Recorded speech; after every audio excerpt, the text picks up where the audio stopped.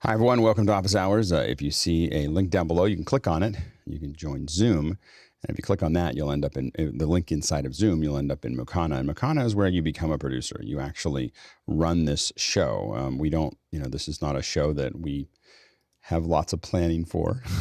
We plan to talk to you. So if you have a question about media or video production, you can ask it. And also it's important to vote on those questions because we spend a little bit more time on the front half of the questions than the back half of the questions in that first hour. Now, the first hour is general discussion. Second hour is something that we decide to spend a little more time on. If you think you'd like to be part of this conversation, you can come in at as early as 6 o'clock to check out your system and make sure everything's working. But you need to be here by 6:40 a.m. Pacific Standard Time. 7 a.m. to 8 a.m. is general, any question you have about media production or virtual production. Second hour is we're going to spend a little more time on something. Today we're doing Ruthless reviews. This is where we kind of go through and look at each other's systems and how we're set up and give each other some pretty rough, but tough love about where things are at, so that as we keep on trying to really turn this and take this to a whole nother level, we're kind of picking at things. So that'll be today. Tomorrow, general Q&A around AWS. A lot of us are doing AWS, and so write those questions down and bring them in.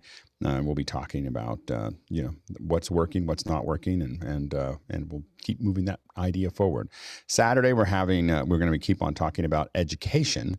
Now that's the second hour and third hour. It's 8 a.m. to 10 a.m.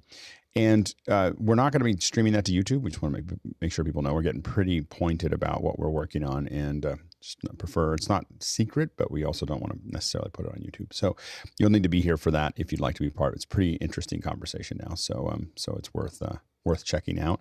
And then Mad in the Kitchen starts at 3. You can watch us building up the show and getting it ready to go, as well as listening to the show. But instead of listening to just the show, you can listen to all the show calling and all the direction and everything else. Nate Hill, our resident TD, who I've worked with for a decade, is calling the show. It's really interesting to listen to. And then we'll have a post show there after 6:30. Right after the show, we'll talk about what worked and didn't work. You can ask questions about how it was run, why we did what we did. It's pretty interesting. And then also a quick reminder, in the email that went out today, there's right at the very top, there's a link. If you'd like to be part of any of these programs, whether it's Mad in the Kitchen or whether it's working on the second hours or just being part of the process, there's a form there for you to fill out. So there's a Google form. You can fill that out and let us know what you might be interested in, what your skills are. We're going to start doing a lot more. We keep on edging towards it every day. We're a little closer to making this work, but we will start streaming this on Tuesday of next week minimum. We'll start streaming it probably tomorrow, but we'll start turning it into a real show on Tuesday. So we're going to be looking for a lot of people that want to learn how to do this, what we're doing. And so anyway, so if you're interested in being part of that program or any of the programs that we're doing right now, you can fill out that form and we'll get back to you. All right, let's jump into the questions. I think that Grant is here. Are you going to be here the whole show, Grant? Well, it depends if I get a little bit scared of the Ruthless review. I might be like, oh, it's so late here. I can't possibly stay up so late. So Grant was our original question asker. And Grant, do you have access to the back end? Oh, yeah. I was just about to ask Chris, because I feel like the link that I had for the teleprompter changed, and I haven't got that new one. So, but I can. Let's see here. I can send you. Yeah, that's probably I don't know the that it's safe review. for me to share a link because it's tied to me, I believe. Yeah. Let me give you. Let's see here, Grant. Sorry for everyone watching here. I didn't think this through all the way. I didn't either. It's like that dinosaur in the Mr. Robinson. Oh, got his big head and short arms. I don't think this was thought through very well, Master. Hold on, Grant. I'm gonna Discord this to you real quick. Okay. I feel very honored that that Alex is Discording during the show. Generally doesn't happen. I don't usually do that, but I'm desperate. So there we go. You got it? The login's not maintaining. Interesting. How about Chris takes the first question, and then I'll be happy after Sounds that. good. We'll let Chris take the first couple, and then we'll move over when Chris disappears. So because he usually has a milk run at the 20 minutes after. All right, go ahead, Chris. Why don't you ask the first question? Do we throw you off, Chris? This is a hard run. This is what happens when you don't prepare your show, and we can't hear anything, Chris, because you're muted. There we go. Now we can hear you. Okay, so first question says, let me drag this window over. How can freelance producers and engineers protect themselves from becoming single points of failure for their clients in relation to knowledge or expertise rather than equipment or hardware? I think the big thing is to make sure that documentation is useful. Go ahead, Guy. Yeah, rehearsal, checklists, and then have a network of friends that can bail you out if you need to toss something to them. Those would be the three. Yeah, absolutely. Go ahead, Jonas. And I found if I do like standout ways, like not do something crazy, my mixer is set up completely different than everybody else would. That also helps if I'm not there, that, it's set up like most people would set it up, not do crazy stuff that only I know how to do. Yeah, absolutely. Or and documentation is super important. I'll just keep saying it, like making sure that you have wiring diagrams and so on and so forth. Go ahead, Carl. Yeah, if a client asks you a question that you don't know the answer to, obviously tell them you don't know, but also give them a time frame as to when you will know. So 5 minutes, 15 minutes, something like that. Well, and I think that the question here is like, if you're not available, how are you going to do it? And one of the things that we do a lot of is we bring new people into events all the time. So we have a core staff that does many of the events. But what we do is we keep on bringing in more people to learn how to do different pieces. In fact, that's what a lot of as we move office hours into something that looks a little bit more like a broadcast show, part of that is training lots of people to make sure that a lot of people understand our process, and for people who have the time to do that they can kind of come up to speed on our virtual production process, so that when we need to expand, need to take on that extra job, or someone gets sick, it's not like we're going to zero, and that's the key. And a lot of times also is, as best you can, you want to keep, when you get good at something, you want to try to get out of it, out of doing it. It's one of my hardest things for me to do, is to not want to do the thing. And so it's key to build up a good team. That way you have lots of points of failure, lots of people that if one person's having trouble, it doesn't mean the whole project's stopping. So you have lots, and then picking really good people in a team is good. But as a freelancer, if you're just one of those team, then one of those members, then the key is documentation and understanding and organization and naming conventions. Go ahead, Chris. My father always said that the most important thing to do in business is to learn something, learn it well, and then train somebody else how to do it. Yeah. And then move on. And it drove my mother crazy. She's like, Tom, you're going to work yourself out of a job. He goes, no, I'm going to work myself to the top job. Yeah. Yeah, and he did. I love someone made it up, but it's a quote. It's really useful. The CFO looked at the CEO and said, "What happens if we train all these people and they leave?" And then the CEO said, "What if we don't train them and they stay?" So anyway, it's a good thing to think about. All right, next question. All right. By the way, in the recent questions column, it says checking for questions, and I see none. So. Just a heads up. Just keep on. Just hit refresh. Okay. It'll pop up. I'll do it a third time. Which is best or safest, Discord app or desktop? On desktop or Discord on a browser? Go ahead, Jason. I think that depends very heavily on the way that you have your account set up and whether or not you plan on using good judgment. At the end of the day, there's kind of no substitute for either one. If you have your browser locked down, then it's going to be safest. But of course, always the account is going to be, subject to however you have it set up on the Discord side. Yeah, I wouldn't install Discord on someone else's computer. I would use the browser. But if I'm using it on my home computer, I would definitely use. I use the desktop version. Like I don't even know how to. I mean, I don't use Discord or anything else on stuff I don't own. So if I don't have access to my computer, I have Discord on my phone, and that's usually, I think probably 80-90% of my Discord use is on my phone. Next question. The next question is from Beju. He says, any of the panel tested the new Web Presenter HD with a streaming bridge? Any thoughts on how well it works as a contribution encoder in comparison to sending a signal from an ATEM Mini Pro? Go ahead, Jason. In all of my tests, they perform identically well. Yeah, as far as I'm concerned, the chipset is the same. I haven't taken them apart to confirm that, but I mean, it might as well be the same thing. Right. Yep. Next question. Hello.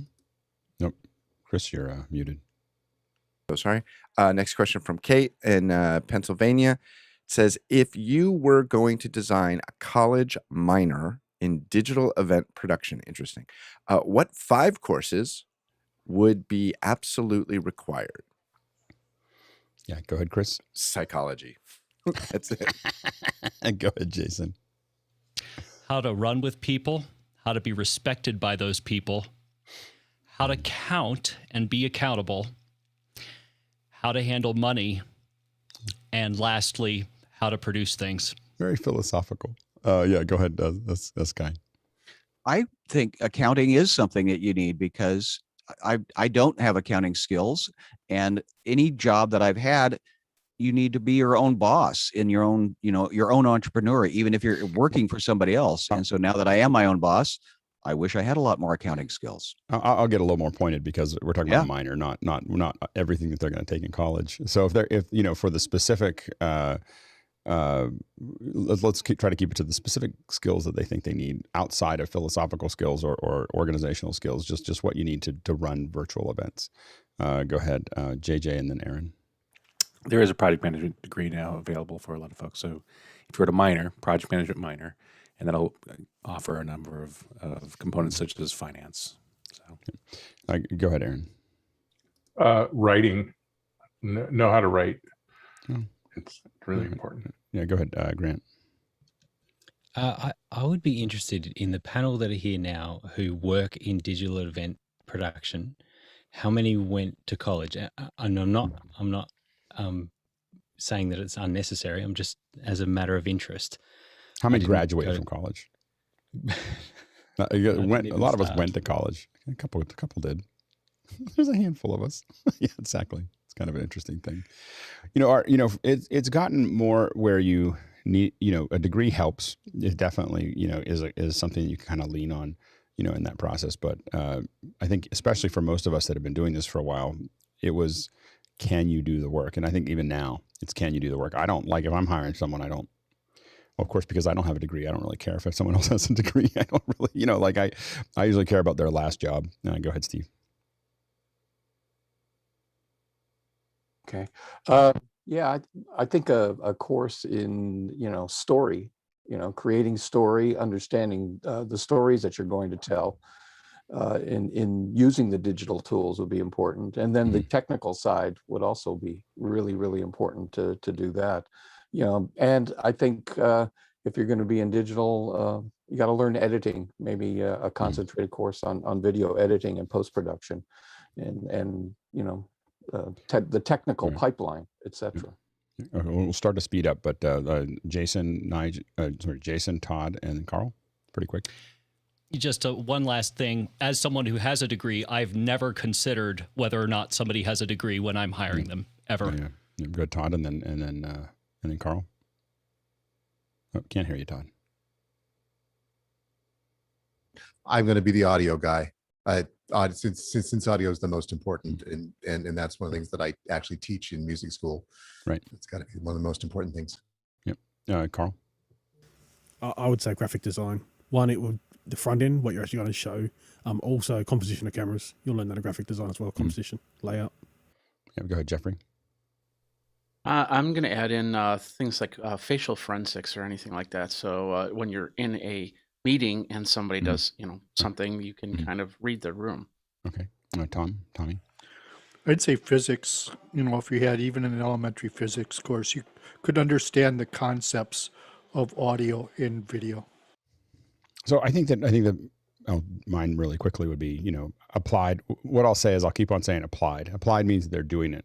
Like not, that you can sit in class, but applied audio, applied video, applied event production. Those are things that I think that those would be the three big things.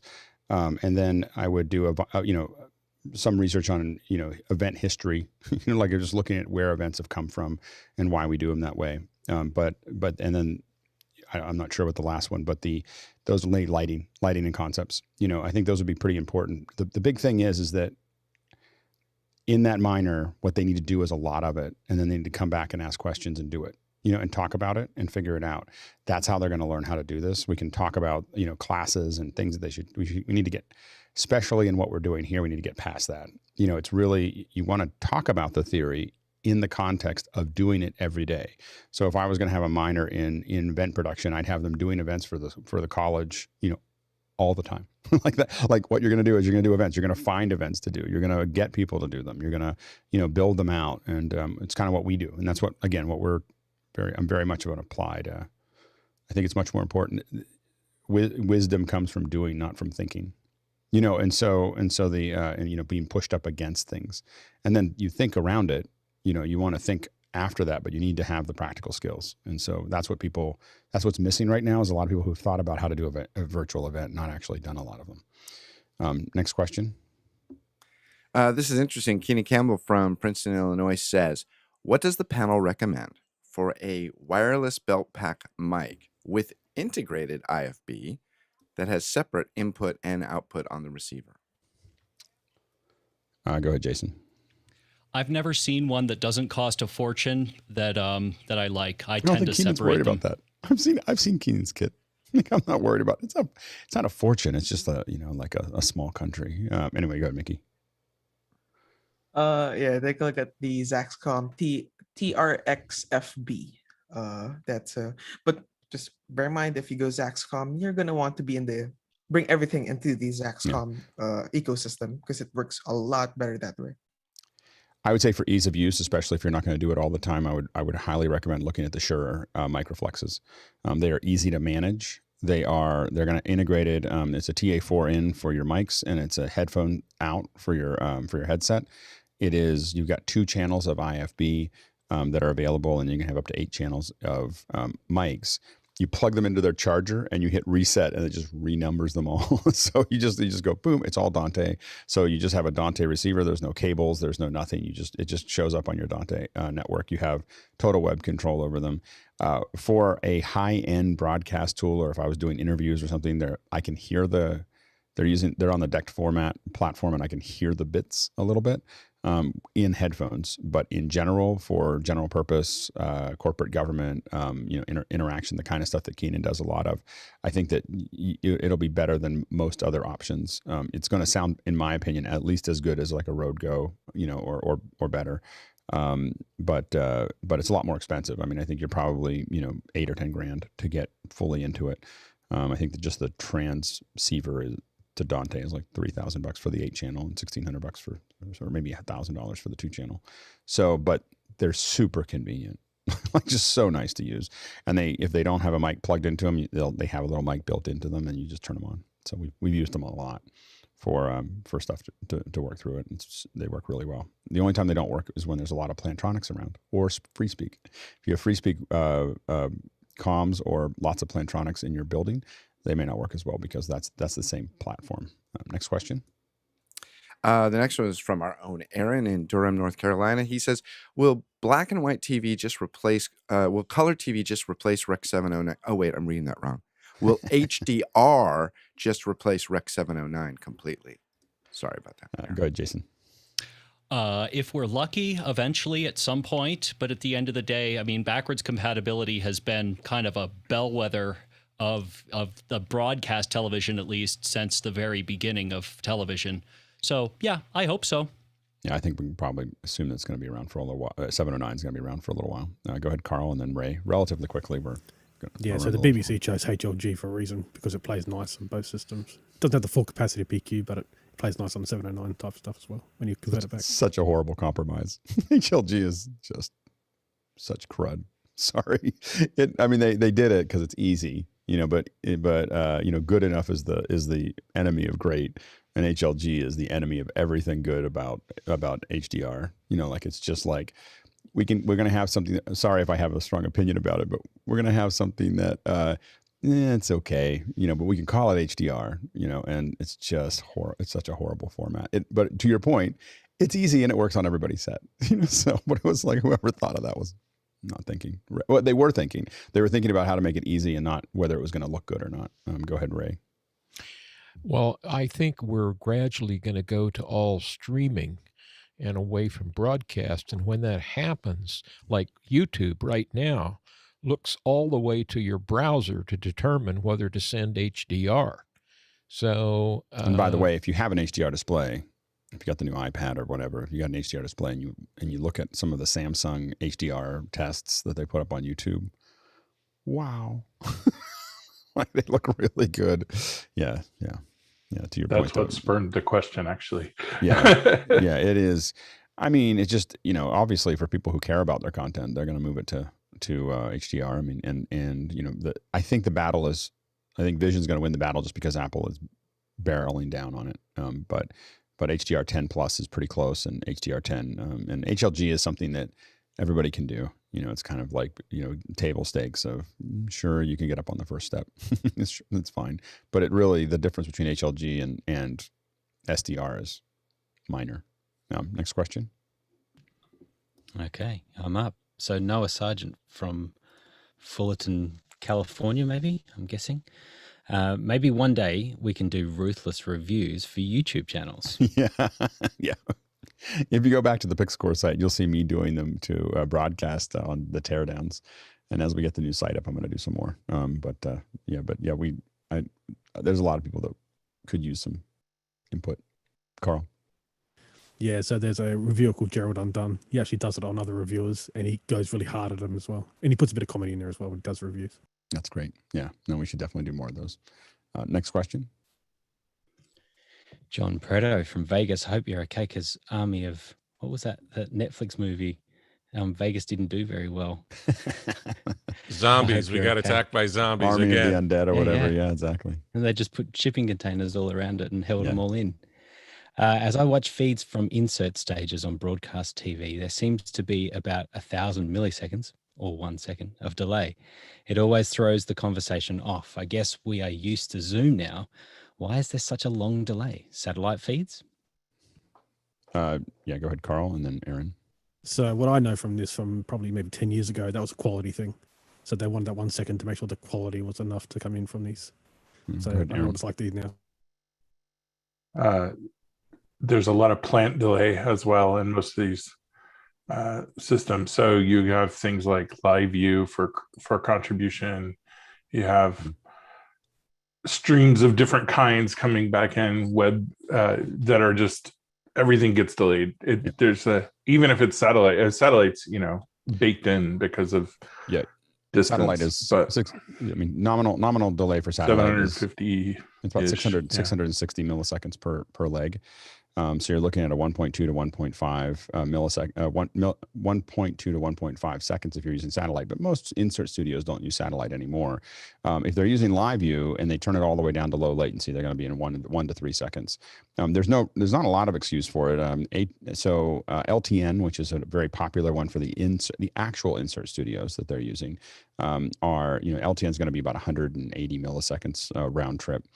Now, if the studio for some reason decided they were going to get fancy and use SRT, then you're going to end up with about a 1 second round trip, about 500 milliseconds a leg, so that's why a lot of us don't use SRT for that kind of thing, is because it's slower to move those things in and out.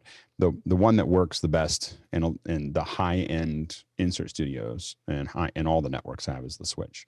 And so the switch is going to give you 25 to 50 milliseconds per leg, which is, when you're watching Zoom, you're looking at about 230 milliseconds a leg. So it's faster than Skype, which is about 330 to 400 milliseconds a leg. But WebRTC is kind of in the same range as Zoom, maybe sometimes a little bit less, but it's just a lot less stable. So those are the kind of different levels that we spend a lot of time thinking about legs, so obviously, and we measure them a lot because it's a big deal for us. And you're absolutely right, though, that the conversation is cleaner and more fluid when we have a lower latency. So the lower that latency gets, the better. And so, I think that they're, the switch is definitely by far the best for conversations. It just costs a lot more. To give you a sense of it, it's, LTN is going to run you about $100 to $200 per hour, and the switch will run you at low res. The switch will run you at $360. $360 an hour. But low res in the switch is like 4 times LTN, so it's like 250 megs a second or something. So it's a pretty good system. But anyway, those are the latencies. But yeah, it's really important, and I think broadcasters get too much into how hard it would be to do it or how expensive it is, rather than whether it would be good. That's usually the challenge. And we're going to take some of that on over the summer with this show. Go ahead, Mickey. Yeah, just a quick question out of curiosity. Like, if there are budget constraints, would you rather compromise on quality or latency? Like, between the switch and then going to Zoom if you don't have the budget for using switch? Yeah, I mean, I think LTN is still a little lower latency than so I would go from the switch to LTN to Zoom, because and all of those can produce a 1080p signal, and they're slightly less, than the one above them. So and they are, so the switch will be the lowest latency that you can get, without building your own, fiber network. So there's some that sit on their own fiber, their own dark fiber. And so then they're using typically Nimbras on either end that are, pulling that video in and out and just running it along an MPLS network. So that's, so you'd rather compromise on the latency than bring down the quality. I'd rather, yeah, I mean, well, the thing is, all 3 of those you're getting both of those. You're getting low latency. You're not really, you're getting the interesting thing is the switch, which is the lowest latency, is also the highest quality. LTN, which is the second lowest latency, is also the second highest quality. This Zoom, which is the third latency, is the third highest quality. So in those 3, you're actually both things are going down as you move down that. There's not either or, in that choice. Gotcha. And so then after that, it's it's just kind of a wash. There's lots of problems with all the other ones, so as far as integration. Thank you. Yep. Next question. Rupert McRae from Dallas, Texas says the World Wide Web Consortium, W3C, has a couple of interesting events coming up. The workshop on high dynamic range for the web and the workshop on smart cities. Does anyone have experience with W3C workshops or with other standards bodies? Go ahead, Aaron. I've been in a bunch of them. They're very technical, very deeply technical. Yeah. And I mean, they're useful. Obviously, lots of work gets done, but it's not. They're not places to like go and opine and think about ideas. They're bases to like define, right, what box you're going to put things in. I'm going to guess that they're recording these next week for this event, because I have some friends that are working on smart cities that are going to be in town. So anyway, we might even do something with one of them. I don't know, he didn't tell me why he was coming in, but he might be in town. So we'll see if we can bring him in. JJ and then Jason. So the folks who are regulatory bodies for how the internet functions, Aaron here locally, American Registry of Internet Numbers, membership of NANOG, or North American Network Operators Group, like how it works. It's great to be a member of those groups, because then you can actually find out what new standards are being pushed. Folks who want additional training, it's great for free training, IETF as well, like how the internet functions and what new standards are being pushed. And being part of that's actually really important. If you have an opinion, something's not working, then be a member. Go ahead, Jason, and then Nigel and Mark. Pretty quick. We're going to keep moving. I agree with everything that JJ said, and with a heavy heart, I'm going to say something that I'm pretty sure shouldn't surprise anybody. The W3C does not really impact the standards of the internet the way that it used to. What really pushes the envelope is, for example, what Apple did with spatial audio, last week. And over the next couple of months, it's whatever the prevailing thing that is out right now flips a switch and then changes, a whole bunch of things overnight. To me, that matters more. I think the value is a lot of those conversations affect those outcomes, though. These standards bodies having those conversations, whether they actually apply those standards or not, still push the conversation down the path, because it gets a lot of folks together and have them have a conversation. Go ahead, Nigel.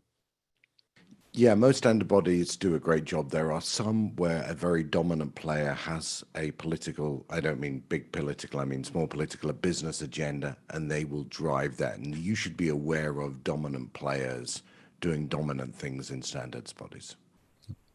Go ahead, Mark. Yeah, I've got a lot of pages on the w3.org website bookmarked specifically regarding accessibility, because I've done some work there for the government agency that I work for. So making sure that we meet what are called AA WCAG standards is very important. So I think for awareness, even if you're not really working in the area of accessibility, just in terms of producing digital products, it's good to know what is effective in reaching as many people as possible and making things accessible. Yeah, absolutely. Next question. We've got Roger Harmon from Tucson, Arizona, I think it is. Has anyone received an email from Zoom about a new data center in Mexico? And if you do not turn on the option to customize your data center options by June 26th, the Mexico data center will be selected by default. Number one is I don't think I've got that email. I don't know why they would send that out. Go ahead, Chris, and then Jason. I received it, so I'm just confirming that somebody else got it, but I didn't even read it. I just saw it and it said Mexico City, and I thought, well, that doesn't really apply to me, so I just ignored it. Maybe I should. This sounds so much like spear phishing that I would look at it 15 times before even thinking about it. In general, anything you get that seems like a hard push, don't click on anything on it. Go into the internal, go to a web page and go check it out, but don't click on anything on that page. If it seems outrageous, which that does, it doesn't seem like it would make any sense, but that's a interesting, but it does feel like spear phishing. So next question. So Noah Sargent from Fullerton again, Chris Fenwick. Have you considered a peplink device to help with those slight internet dropouts? It's not here, but because he's had the slight internet dropouts. Next question. Well, it's not great for the two-way communication anyway, is it? Yeah. I don't know how to say the name. I think it's Galberto. And remember that in your profile, if you're in Mukana, you can go into your profile, and in that profile you can put in a phonetic spelling of your name, and it makes Grant's job easier. Anyway, go ahead, Grant. Yeah, I said I didn't go to college, right? How do you fix audio delay? Cameras go into Video Hub, then to the atem. Into atem, in atem audio is added, then goes back to Video Hub, and finally to recorder and transmitter. Audio is off around 0.1, 0.2 milliseconds. Maybe my guess is it's 0.1, 0.2 seconds. Seconds. Yeah, is probably more likely. Go ahead, Jason. As the guy who's been dealing with this quite a bit over the last few weeks, I can say it's going so well right now. Don't you're gonna jinx me, Lindsay, and then it's gonna be done. No, the answer is simplify your gear. Alex's first piece of advice was absolutely right. That said, I just spent $1,000 in Dante's stuff, so no simplification for me. Yeah, go ahead, Mickey. So yeah, if you're mixing the audio on an actual physical board or even a software mixer, you can add a delay to the output there to compensate for the later video. And once it's fed into the atem where it is being embedded, it will arrive in sync. If you're embedding it in, if you're bringing audio through the analog inputs of the atem, you should have some delay control. If you're bringing it in embedded with the camera, you will not have delay control. So you'll need to delay it before it gets there. So that's the two pieces to think about there. Next question. Jonas is asking us, does anyone on the panel use zoommtg links to open Zoom directly? Does it work? I can talk to that a little bit. Go ahead, Grant. Sorry. So the research that I did, that for anyone that doesn't know, it's a deep link that can go directly and open Zoom from a link, which is really nice because it doesn't open that launcher page and then that launch page sits there the whole time.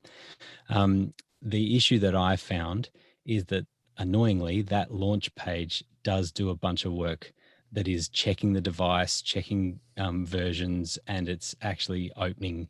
It's there for a good reason, and I couldn't get those deep links to work. I really wanted to, but it doesn't.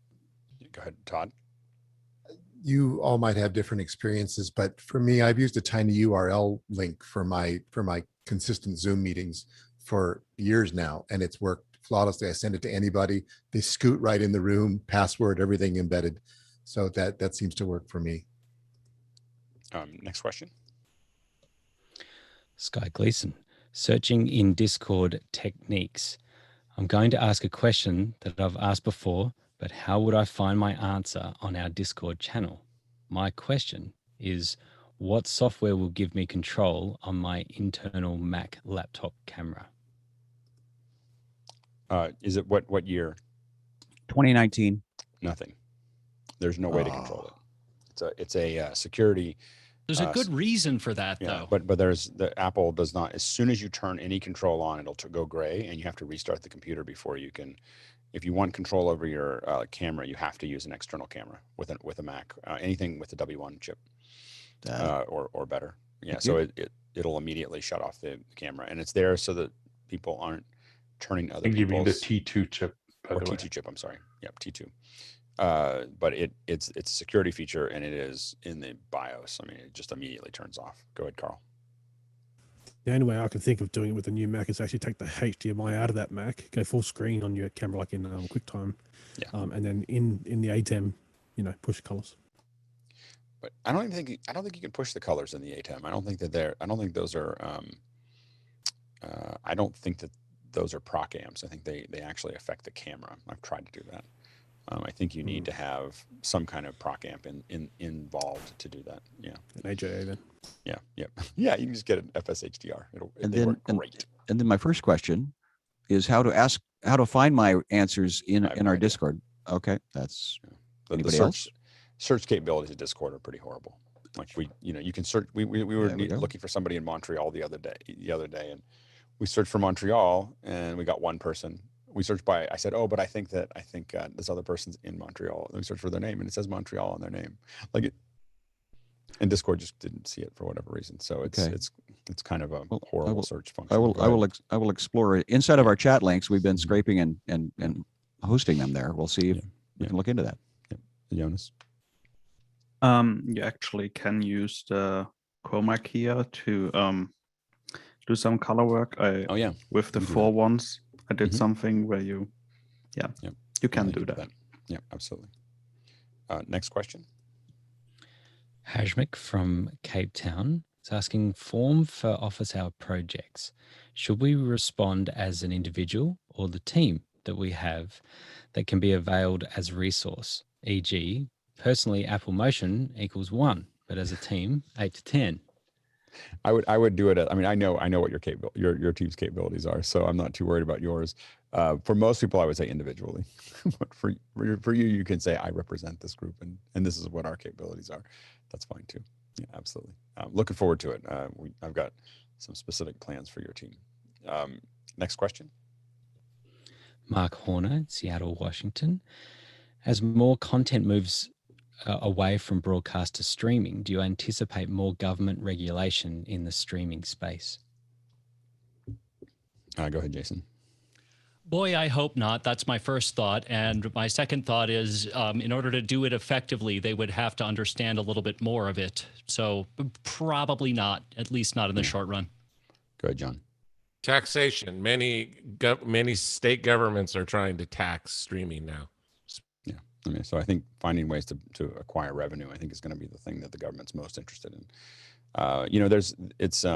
Because the problem is that a lot of the other things had taxes built into them. Not necessarily broadcast, but like, for instance, you go to a theater and you buy something and there's taxes coming out somewhere. Now these large corporations are doing taxes, but where is it charged to? So I think the taxes are probably the number one solution. I think that as far as regulation, we can always hope that the government does as little as possible, because right now most of the people in the government don't even use email. So it's hard to have them make critical decisions about things they don't understand. And that's what we kind of see when either the EU or the United States gets involved. They're like, let's have the big black box. They don't understand any of it. And so we just hope that they do as little as possible, but and let the market sort itself out. I mean, I think everyone was afraid of Facebook and Twitter and all these other things, but in 5 years, I don't think we're going to care, because I don't think they're going to be as big of a deal, and that's the market sorting itself out, and didn't need a lot of government regulation to do that. So I think we need to be hopefully our government can be restrained in touching and, messing with things they don't understand. Next question. Noah Sargent, again, Fullerton, California. I'm kind of hoping for a Blackmagic PTZ camera. Any good insights or rumors on this? Other than our wishes, the rumor is that literally every Blackmagic user in existence is has a hope for a PTZ camera, because it would be so great. Go ahead, Carl. Yeah, so the Blackmagic camera control panel that can control 4 cameras, you can do iris and lift and all that kind of stuff. It does have some switches on it that aren't being used right now, and they do look like they're going towards PTZ. So there's 2 particular things there that is for future products or future development. Yeah, I mean, in the direction that Blackmagic has been going, really attacking the, kind of less than broadcast in a lot of ways, or different than broadcast. I think better than broadcast in my opinion, but they've been going after this wider market that isn't the traditional broadcast area. PTZ seem like they fit right in. By the way, we've got a little space for a couple more questions before we get to the top of the hour. We'll jump into the Ruthless reviews faster. So if you have questions, though, this is a good time to do it. Go ahead, Jeffrey. Just really quick, would you think it would be a PTZ all-in-one camera, or would be an add-on to your Blackmagic camera? Well, there's already that they would add-ons. work I mean, Rushworks makes a pretty good head that'll do that. ECam makes another good head that'll do that. So there's add-ons to the current micros that work pretty well. But I think that the one that looks the best on paper, and I haven't had the opportunity to test it, is the Canon. It's a 1-inch sensor, 4K.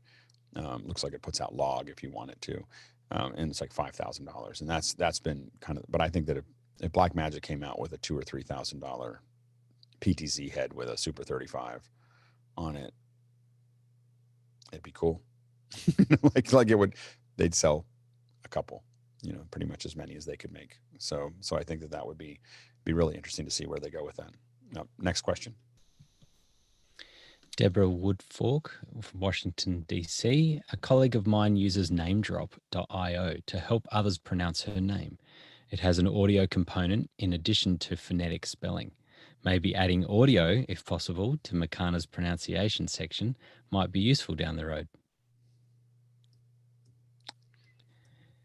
Yeah, I'm thinking about that would be really interesting for people to have the ability. I'm not saying we're doing this yet, but it'd be interesting for people to have like a little sampler in there that you just say your name, like you just say how you want it to be pronounced, and like click on it, and then just say it into it so it's there, so that the person asking the question can. That'd be interesting.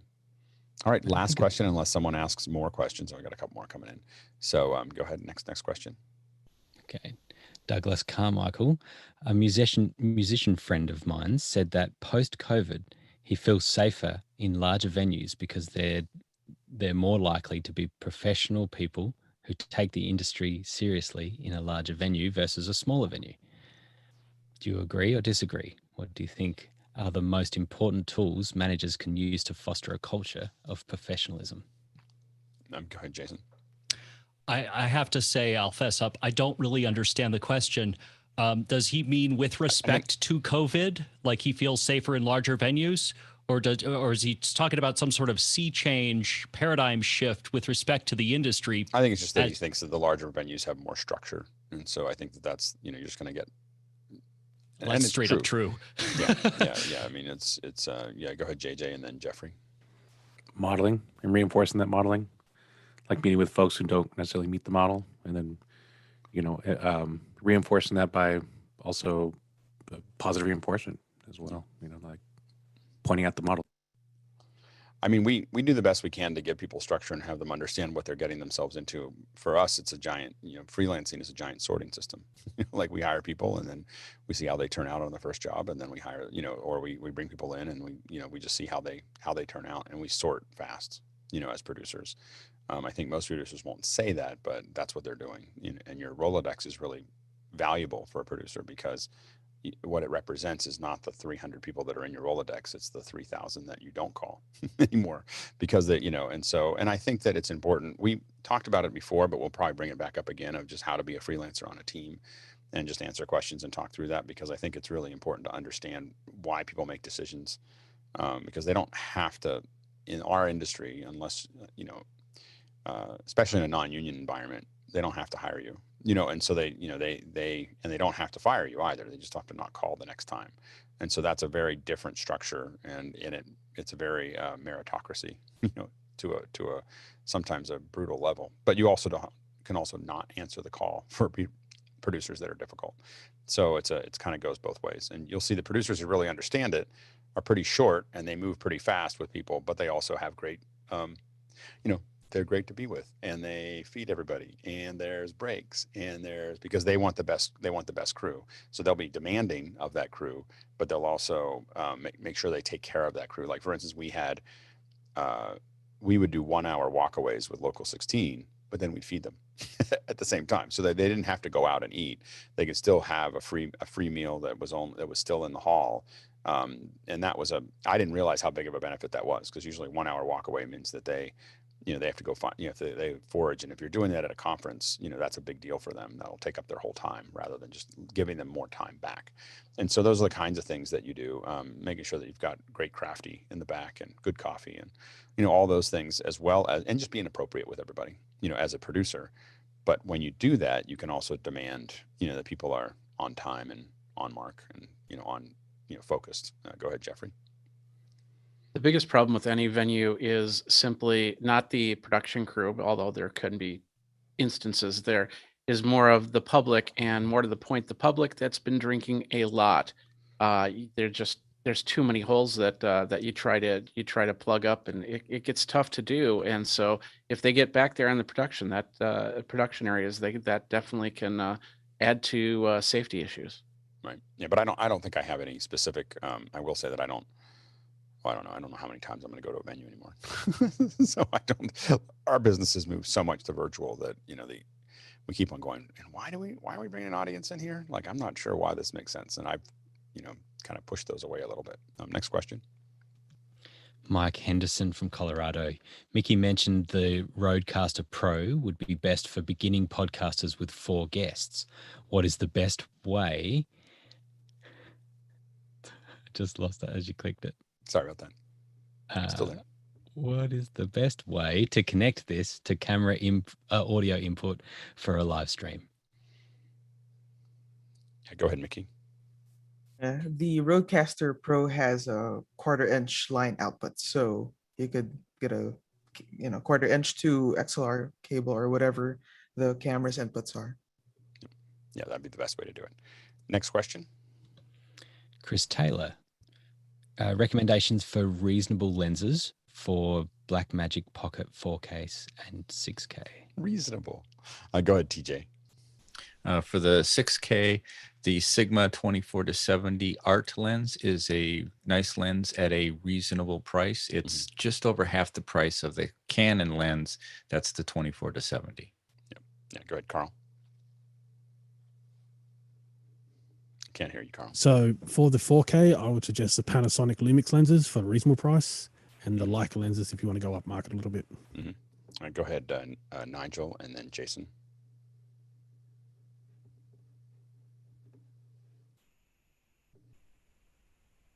I can't hear you, Nigel. Okay, Jason. One of my very favorite of the 6K is the 100mm stabilized prime. It is an absolutely beautiful lens on the 6K. And go ahead, John, and then Guy. Reasonable lens is an oxymoron. Go ahead, Guy. Yeah, there's a set of lenses that are Cine lenses for the 4K, the MFT mounts. They're Mikey lenses. I've got one that's on here right now, and I've taken them over to Skies a couple times for Mad in the Kitchen. They're just soft at wide, which is with a lot of the cheaper lenses you're going to get, at the f2 range, it's going to be a little bit soft, but you stop down to like f3.5, f4, and it starts to really get sharp. I mean, with any lens, once you get to that 5.6, you're starting to get the real clarity of that lens. But those are totally reasonable in the like $200-300 range, and so you can get a whole set. I have like 6 of them. I have the whole set, so it's nice to have all of them. Right. Yeah, absolutely. Nigel, and then Hosmer. Yeah, I'll post in the link to a Blackmagic forum, which gives you 4 cameras, which you can use the zoom capability. And I got 2 of those cameras, and I got them on Amazon secondhand, and they were great. Yeah, go ahead, Hosmer. Yeah, TJ recommended the Sigma for the 6K, and we recorded in log yesterday, our first recording. All I can say, my team is going absolutely nuts with the outcome. So they're just very beautiful. Yeah, absolutely. I'm using a Sigma right now with this camera because of all my Canons. I usually use L series 24-70. 24-70 is about the right length. You'll end up at 35 almost all the time. That literally turns out to be the right distance. So if you want to get a fixed one, 35 is the safest, but 24-70 gives you a little bit of range to work as an all-purpose lens. The ones that I tend to have, if I get a set, 16-35, 24-70, 7200, 100-400 with a doubler. Those are if I have a set that covers a lot of distance, that's the grouping. Next question. Chris Comfort from New York, New York. With the rising popularity of 4K and 120 frames a second, is there any chance of Blackmagic updating the HDMI output spec on their Pocket's camera line via firmware for live streaming usage?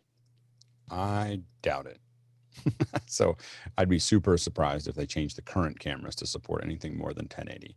And I think that for what we use them for, I think 1080 is fine.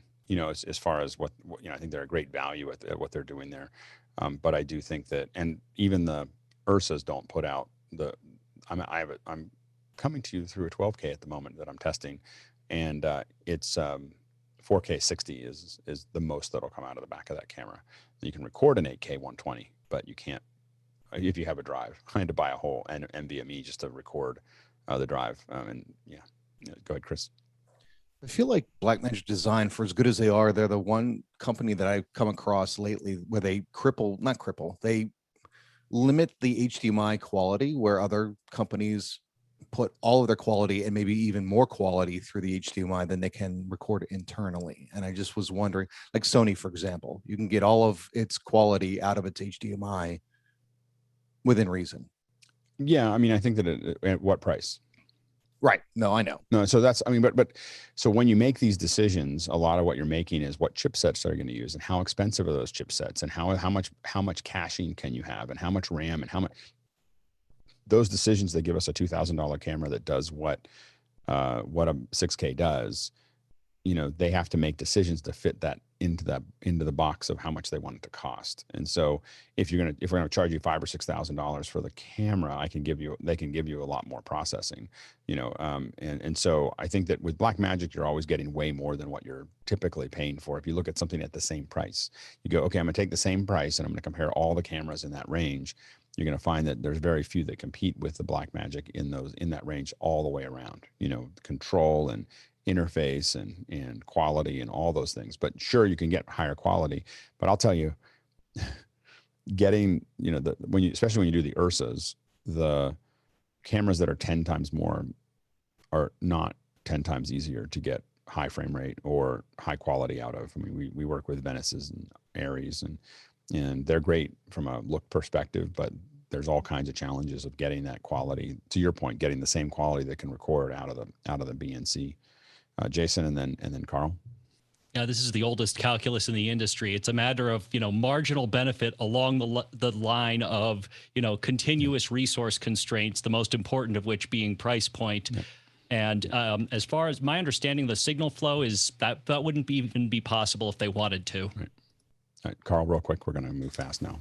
Yeah, so pretty much Alex just summed it up. So you have the image signal processor that will send it to record, so you do your 124K, but that image signal processor can't do the HDMI or SDI output, as Alex said. 4K 60 is the maximum the URSAs do, and no one is doing 2.1 out of a camera right now. So no one's doing 124K out even the Sonys.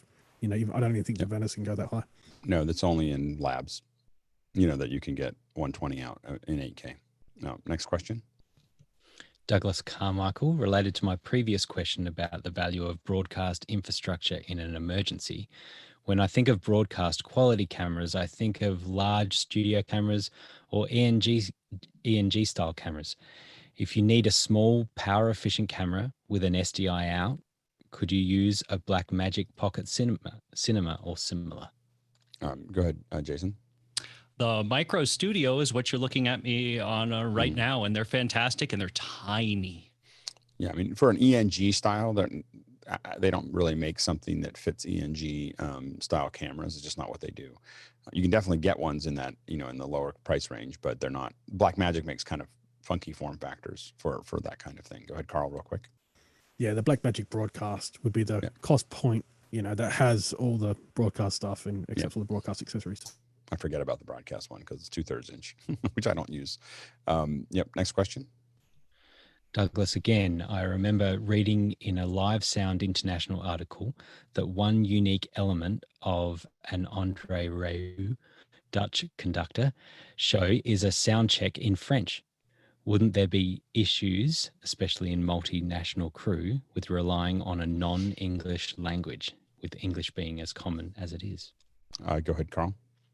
Yeah, so André Rieu is quite interesting as far as how he employs. He's the boss, so he actually runs the whole show as well as conducts and performs. You have to be multilingual to work on his crew. Full stop. There's a language requirement to work on his crew. There you go. That's why he's just sorting his crew the way he likes it.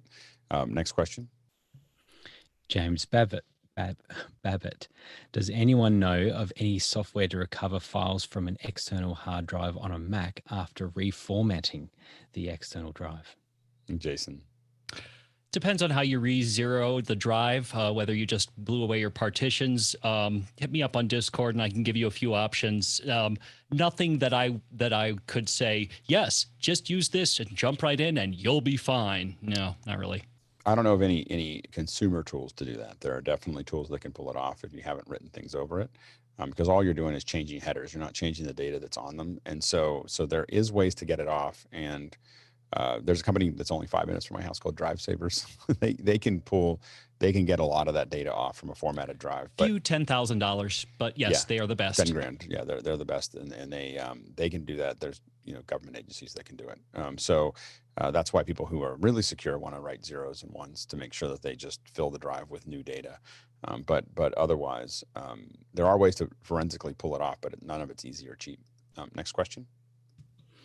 Douglas Carmichael, with large-scale arena stadium concerts and tours being announced for later in the year, how are the producers and vendors handling building and testing large-scale systems after a year and a half of non-use, and also the skills related for people that haven't been doing that? There's still been a fair bit of folks that are working with their hardware, and that hardware hasn't changed dramatically, over that time. Most of it's just been sitting in warehouses. A lot of it's been sold.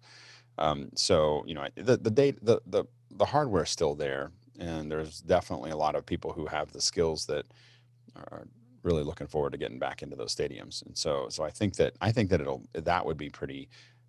They might give a couple extra days of prep to make sure that they're ready to go, in the first time out. But I think a lot of these companies have been slowly ramping up. There's a big test location in Lancaster, Pennsylvania, and it went fallow for a while, but I hear that it's picking up speed, as far as them prepping. That's where they plan all the concerts. So, a lot of times you work out the kit, in that location. Long before they don't load into a stadium, they load into this place in Lancaster, and they get it all working and they get it all figured out, and then they take it out working. So I think that model would still be what they do to go on tour. Next question. John Gerard says, my sister got the Nikon Coolpix L840 for only $50. What do you think of this camera? And should I set the focusing to continuous focus mode so she can switch back and forth between video and photo modes? Yeah, go ahead, Carl.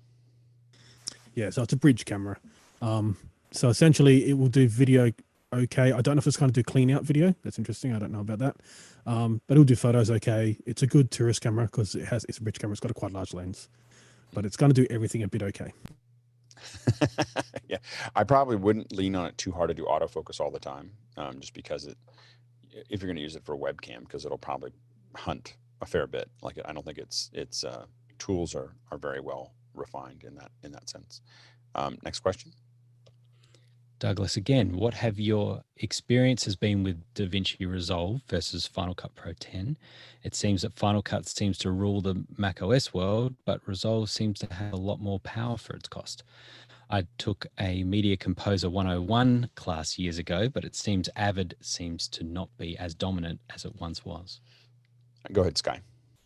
Yes, you will on the Apple be able to use the Final Cut 10 or X, whichever you want to call it, very quickly. It's a great all-in-one box. It's very, very, very, very, very powerful. And it's becoming popular as a way of making a living and being used in studios. The Resolve is a cross-platform device or software that you can use on both Windows and Mac. It's much more accepting of playing with other softwares because it had to. The Mac is, or sorry, the Final Cut is a great standalone editorial tool that's very, very flexible and very powerful within the Apple universe. And then you find other third-party, by design, by Apple's design, third-party apps that can glue into that. Jason, or sorry, Jeffrey. Yeah, to add on to Sky's idea there, if you're running Resolve and maybe you're doing an M1 and you've got a third-party plugin that's not up to the M1 standard yet, you can move over to a PC and run it from there. That could possibly be a good backup right there. But yeah, some people don't like the cross-platform world. I live in the cross-platform world, so Resolve would be probably my choice over Final Cut. I use both almost every day. So I'm kind of back and forth. Now, anything that I need to cut quickly, I do in Final Cut. I deal with a lot of Resolve BRAW files, so I'm constantly in Resolve doing that, and we've definitely done edits in Resolve. And so I find Resolve, the edit process for me is still a little clunky. When you're used to Final Cut, you're used to things going really fast and easy and fluid, and you're just kind of used to going and just kind of telling a story with it. Whereas both Premiere and, for me, Resolve, Premiere, Avid are kind of chunk. Avid still is pretty dominant in the film industry, and so is Premiere, but we have to remember that's like 1% of the market. So for people who, that's the thing people forget is that, yeah, they're really, really big in a really, really small pond, and a pond that's getting smaller. So it's not, so that's not, I think that when I look at the trajectory, I think that eventually, the by far the largest installed base will be Final Cut and Resolve, except for iMovie, which is the largest installed base. What people won't tell you is the largest installed base is iMovie, and the second largest installed base is Final Cut, and then there's everything else. So in the raw, like how many users actually have it on their computer and use it, those are the two big, much larger. They're just not popular in Hollywood. So but you have to kind of get past that to understand the real numbers there. Go ahead, Aaron. It's important to remember that Final Cut, Avid, Resolve all evolved out of the film industry originally, and so they've all kind of diverged from that. Like Final Cut has become a more general purpose tool. So has Resolve. Resolve is trying to be like Final Cut plus Resolve stuff. Like you're getting all of the color grading and stuff, and then Avid has evolved into being a really good, powerful film tool because it has script sync and all these other things that make it really nice for that. So it doesn't really matter what you edit with as long as you're editing, right? Like, well, it does. The thing is that if you want to get a job, unless you're collaborating with people, if you want to get a job in Hollywood, you definitely need to know how to use an Avid and Premiere. Those are things that you need to have those skills. There's some people doing Final Cut, but when we talk to people who are making content for themselves, so creators, folks that are working in corporate where they're not wishing that someday, there's a lot of people that work in corporate that this is like, it is separated from their own personal opinion of themselves. They're like, well, I'm cutting for this corporate company right now, but someday I'm going to work in Hollywood. And so then those folks like to use Premiere. You can always tell when they're in that mode. Folks who love just getting it done, and are working on stuff and are happy. Like I'm a very happy corporate user. I think of short films and everything else, but I don't really want to. I know what it takes to do that, and it's not something I want to do. So anyway, so I think that when people are building it for themselves, I think it's a much different thing. Go ahead, Chris. Yeah, I have a little bit to say about this. I actually did 160 hours of interviews on it, but I think the most old podcast. I think the most interesting are the YouTubers, who very vocally say, "Well, when I'm working for my clients, I use Premiere, but when I'm doing YouTube, again for themselves, like you just said, I use Final Cut." And I don't know a single. I mean, like every creator that I know in TikTok, for instance, is all if they're doing something other than iMovie or the native app, every one of them that we've worked with is using Final Cut. Like they're not, they're not even considering them. They have millions of followers. They're not looking at Hollywood like, when am I going to get my job in Hollywood? They're like, why would I do that? Like, why would I work for somebody else when I'm a I got in a big fight with Michael Camus at NAB several years ago about pro apps in Hollywood, and I said, "You know what's cute, Michael? That you think Hollywood still matters."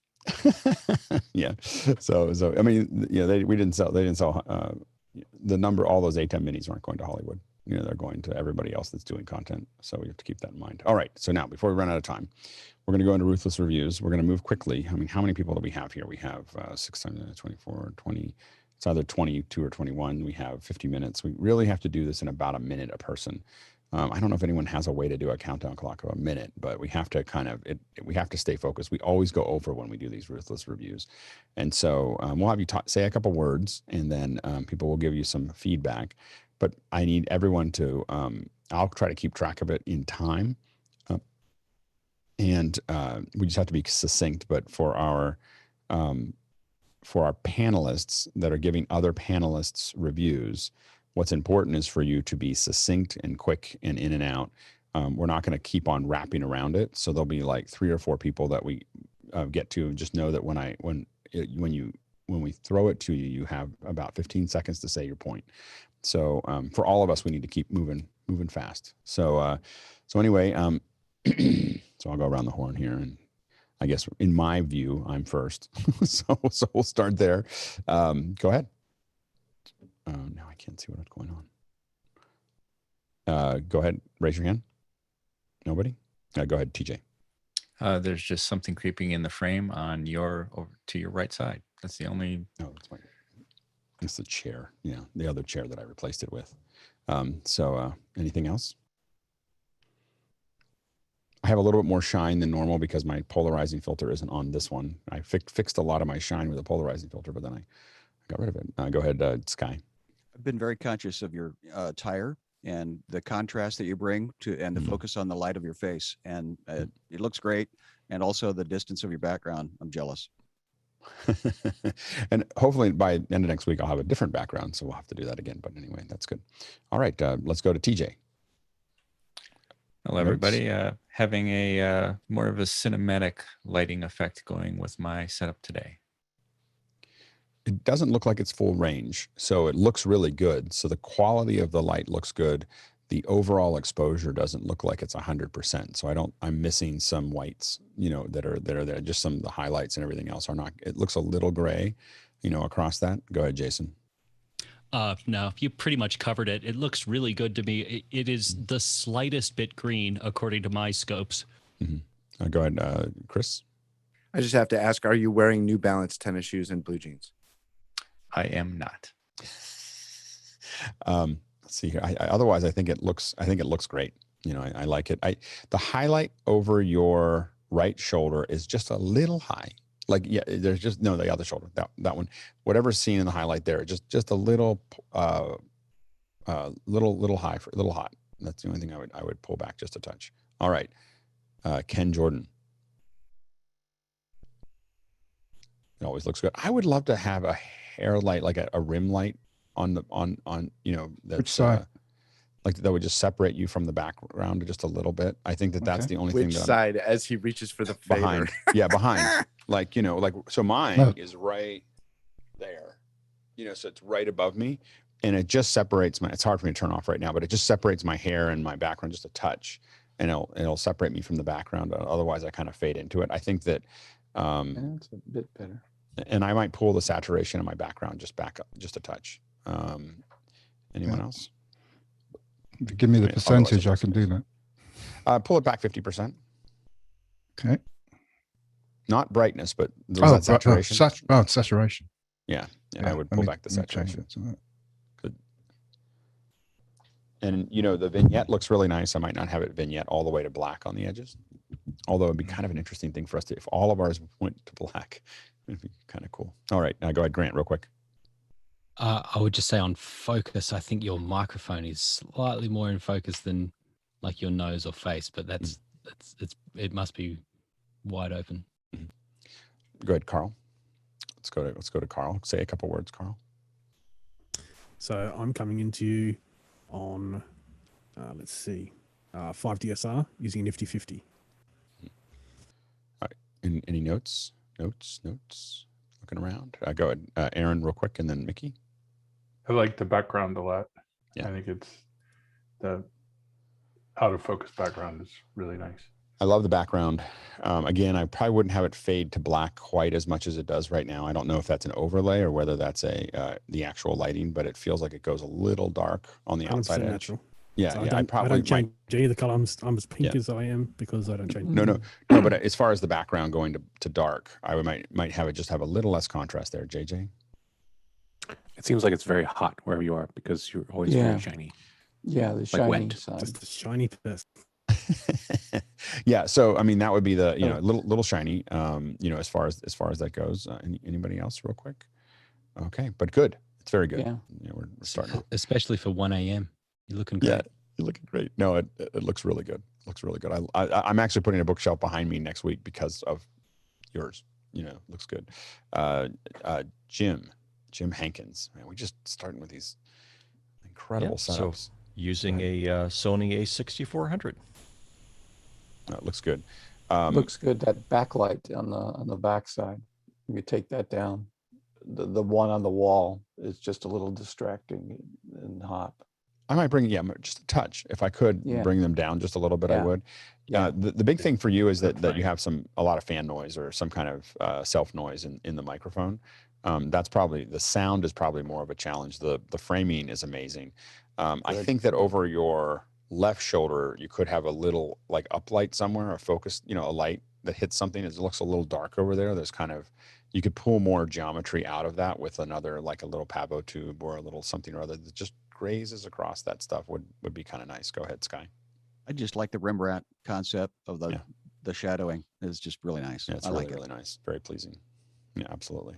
Hosmuk. Here we go, Hosmuk here. Yeah, I skipped the Blackmagic 6K, so I've stuck to the Brio ring light in front of me and newly acquired power lights on either side of me and a newly painted background wall. Love the background. I would, if I could get further away from the wall so there wasn't my own shadow there, I would, just to move away from it just a little bit, a half a meter, or maybe a whole meter if you could pull it off, but a half a meter would be a great spacer. I may have to paint the white door the same gray. but I, if you just pull that back, if you pull the whole desk away from it, even if the camera is right up against the wall on the other side, I think I might do that. Lighting looks good. I feel like it's cropped in just a little close. I might try to open it up just a little bit. I think that would also help a little bit on it. It just feels a little close in that framing. Anything else real quick?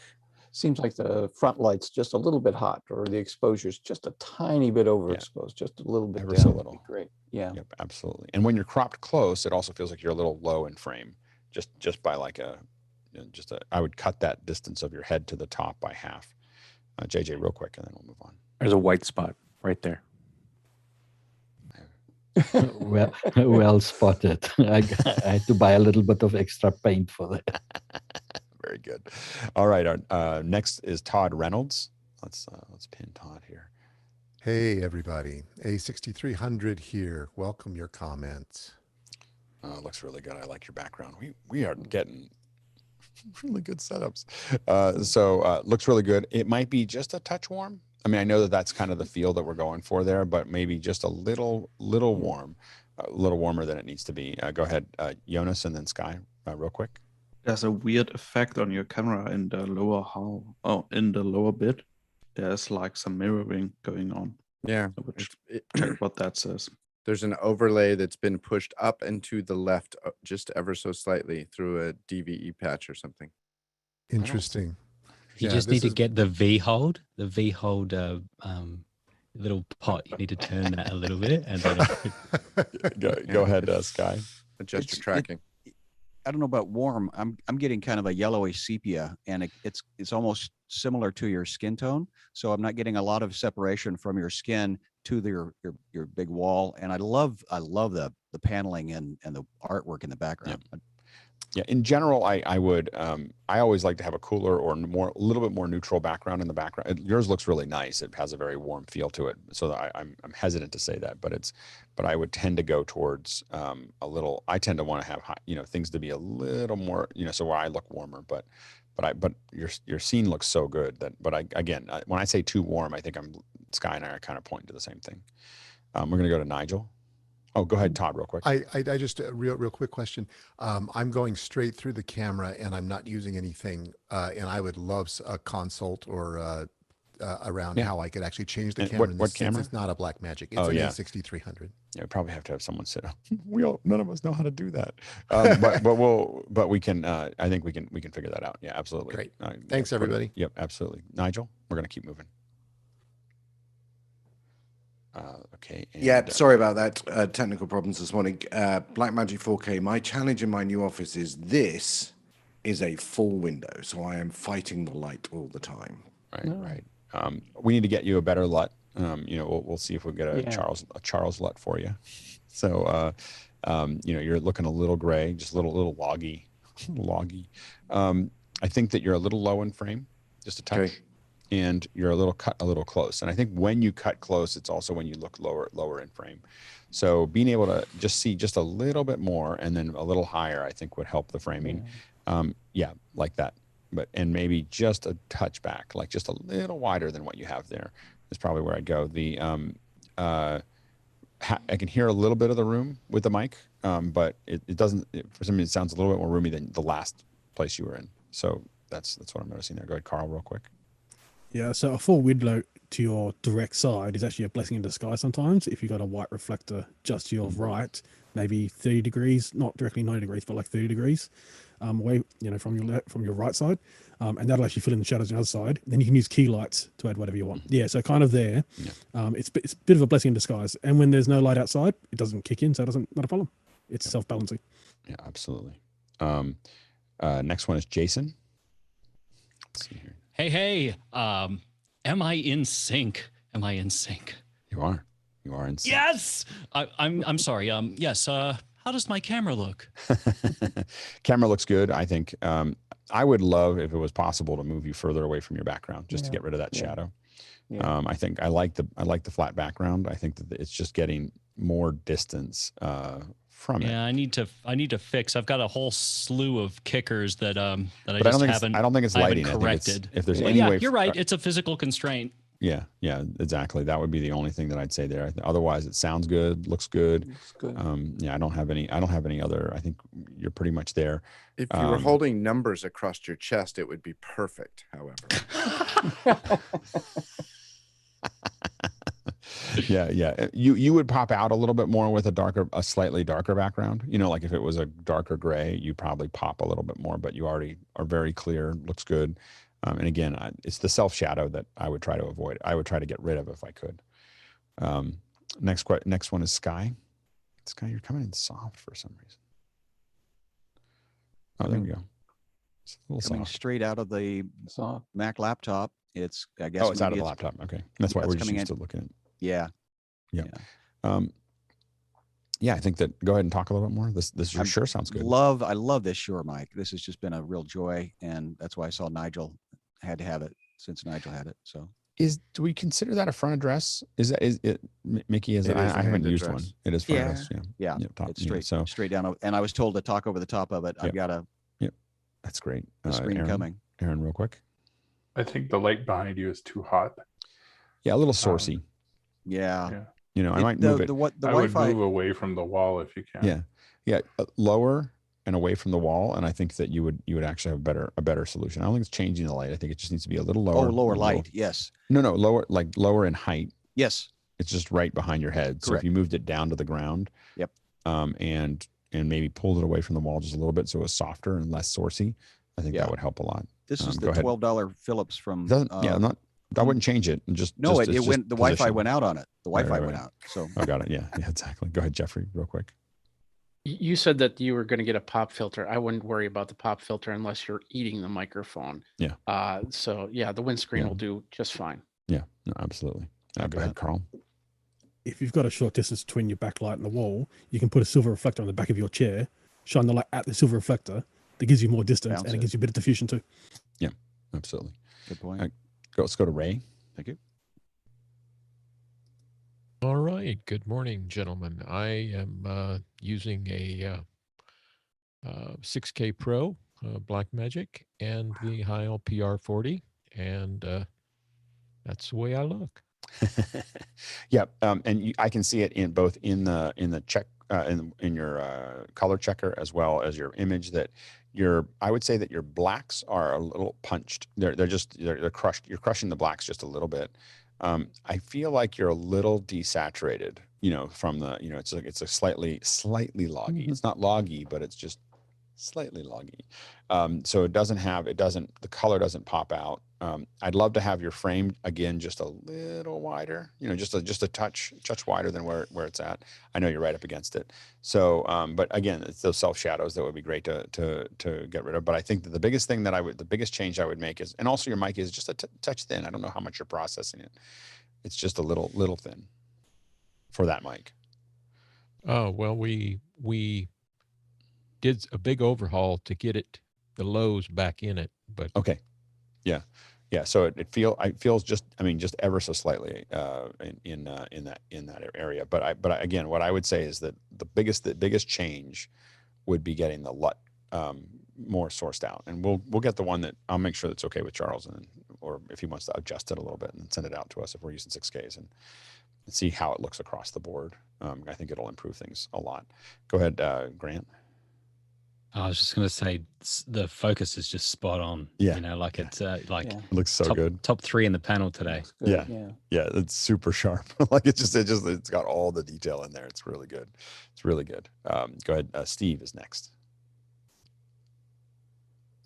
Hello, everybody. I'm looking through a Panasonic 250, going through my atem switcher and using a lavalier mic, an older Sony ECM 77. I would love to improve your eye line to be more toward, so would I. Yeah. Figuring out a way to get that eye line to work better would be great. Yeah. I'd also love just a slightly wider shot, just ever so slightly. It's pretty close, but light feels a little sourcey. It's just a touch sourcey. It's not as soft as I'd like it. Just running through some confusion or bumping it off of something might, some kind of white source might be good. Go ahead, JJ. Maybe stuff that cable in the crack. There's a black cable to your right. Yeah, got it. Anything else? But other than that, I think it looks pretty good. I think but those would be the things that I would, those would be the things that I would attack the first. I think the lab is holding up pretty well. It's not incredible, but it's not bad either. So I think it's actually doing okay. Let's jump to JJ. Okay, you're a little dark. Nice doorknob. I got a doorknob, but that's fine. It's the scene. I feel the way you have your mic set up, it feels very crowded. It just feels like you feel like you're kind of, I think it's the mixture of it just feels like, I'd push it away just a little bit, just give yourself a little bit more space.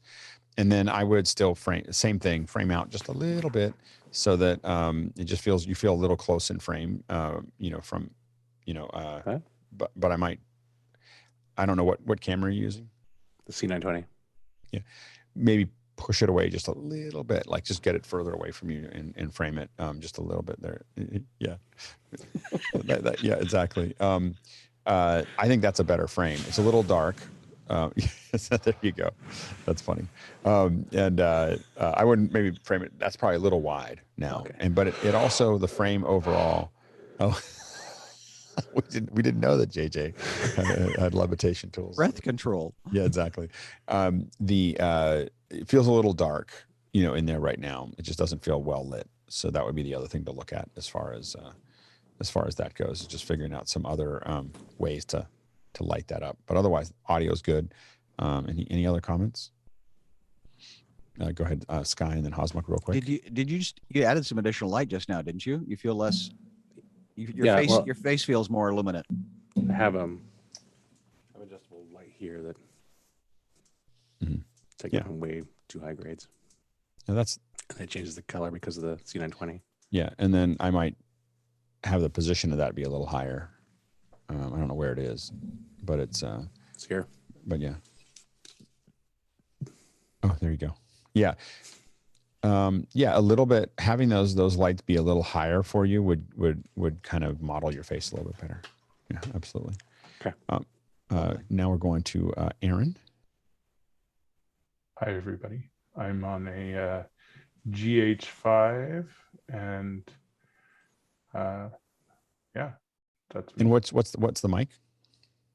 It's a Rode lavalier. My focus has been on image right now, and then this summer is audio. So good.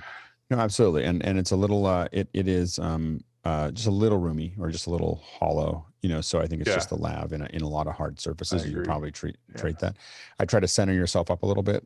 For all of us, we're going to want to get good at centering because we're going to start using super sources a lot.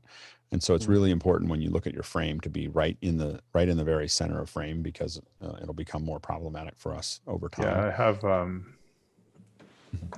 my camera is off to the side, so it's just a matter of moving your chair or whatever to get the other direction. I have to move the tripod over. Yeah. Okay. Yeah. So that would be part of it. And then so I think that would be a piece of it. I like the little blue highlight. I think that works well with the gray background. Any other I think that the lighting could be just a little more you could have a little bit more brights in there that it looks like you're just a little drab. So what camera are you using? GH5. Oh yeah. So you should be able to get in the GH5. You should be able to get a look up in there or something that you can pop those highlights up just a little bit. Go ahead, Carl, real quick. Work on that. Yep.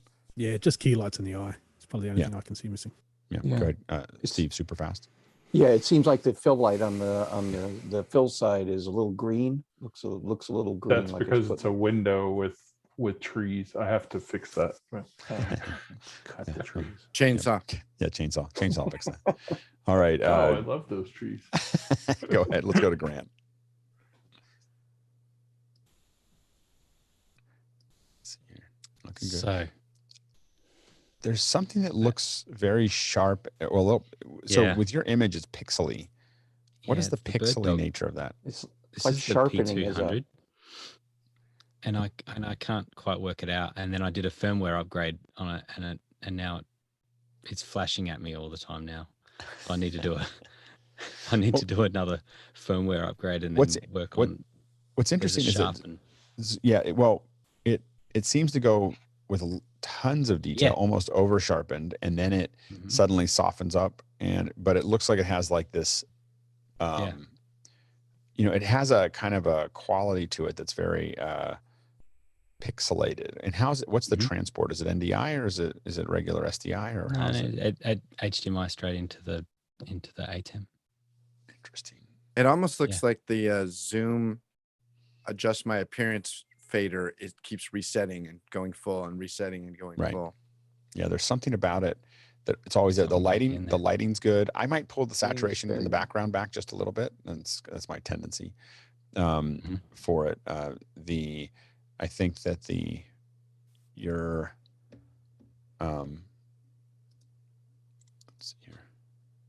Blacks look a little crushed. See, now you look super sharp, but almost over sharpened. But as soon as you move, as soon as I move, I know it's weird. The compression it's a very odd. The compression thing. I think the background is messing with the compression. No, I don't think so. I think it's something with the camera.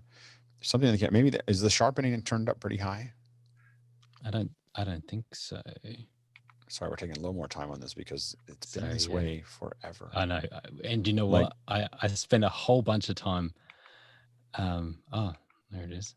It does reset, but let's try turning that down. still doing this weird It's thing still, yeah. Turn off the noise reduction feature. Wonder if that's doing it. I'll turn everything off.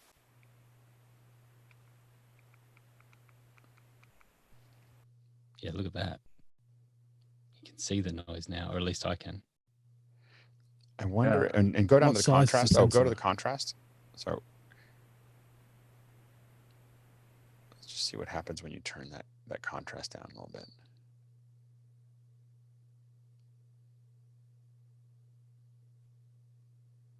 Mosquitoes in my room. Now we're seeing the. So what I think it is, it's the grain. So do you have that thing gained up pretty far? Yeah. So then that's the thing too, is the. Yeah, 17.8. That's pretty this high. is the thing. It's like it's as. Yeah, it's just not very sensitive chip. So I think everything that we're seeing there is related to grain. You know, all the look, the whole challenge is that you either have to add a lot more light or a different camera. So that's the you know, and I don't think you have to spend a lot of money on lights, but I think that whatever light you're using isn't giving the camera what it needs. Yeah, it's a couple of light bulbs. Yeah, you know. So I think that's the key is to get considerably more light on you would definitely improve that solution. Yeah, nice. Yeah, very cool. Yeah, but I think it's the grain. Now I think what we've gotten down to is everything that we're seeing in that image, because everything looks good. Like the picture looks good, the frame looks good, everything looks good, but then it's got this weird, you know, thing to it, and I'm almost certain it's the grain. Yeah, very good. Mickey, we're gonna take Mickey.